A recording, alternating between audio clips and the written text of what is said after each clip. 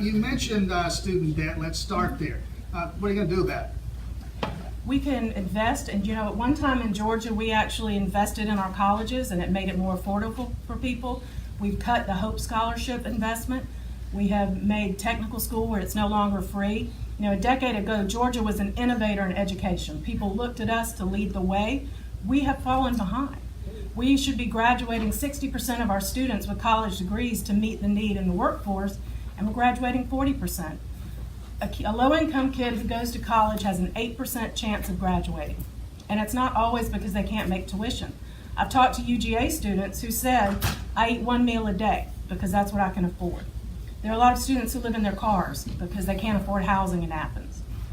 If it's so hard for a kid to stay in school, they are going to leave for the promise of a wage and food on the table right then tough it out for 4 years to get an education that then lands them in thousands and thousands of dollars of debt to get a job that maybe pays $30,000 a year.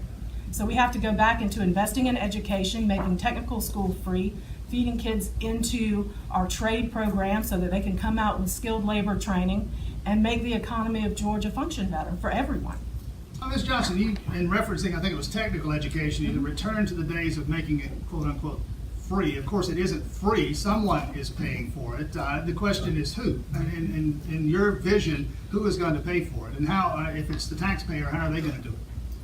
Well, I don't think it necessarily needs to be the working class people paying for it. We don't ever go back and look at the effectiveness of our tax cuts. Once a tax cut's done, nobody goes back to ever see, does it earn more money than we gave that industry or corporation? For instance, we have a $300 million tax cut to the insurance industry, but our auto insurance is 55% higher than other states. Our health insurance premiums are higher than other states. So why are we giving them $300 million when we could put that $300 million into students going to school?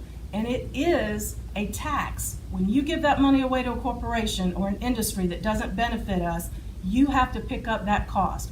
We are supporting these industries to make billions of dollars in Georgia without them having to invest back in the state that they go into. And when more people have good jobs, when they have educations, that expands our tax base, that lowers the tax burden on all of us. So we are much better off to invest in people in the front end than have them cause us an expense later with social services. People are an investment. People don't open businesses and never put a dime into it and think it's going to flourish. Why do we think our communities, our kids, and our schools and towns are any different? Would you like to respond? However you'd like. Well, her response regarding the fact that it would need not necessarily be taxpayers who fund this. If I understand her position correctly, it's that we could do away with some of the targeted tax credits, the revenue then be rolled into, in her instance, in her example, technical education.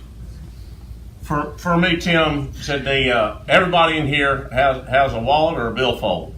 It's your money that's in that wallet or billfold. I want to make sure that I work so that you make the decisions on how you want to spend your money. One way or the other, everything that happens in government that we collect in revenue is coming from the citizens of Georgia. So for me, I'd like to make sure that we intrude in your lives as little as possible.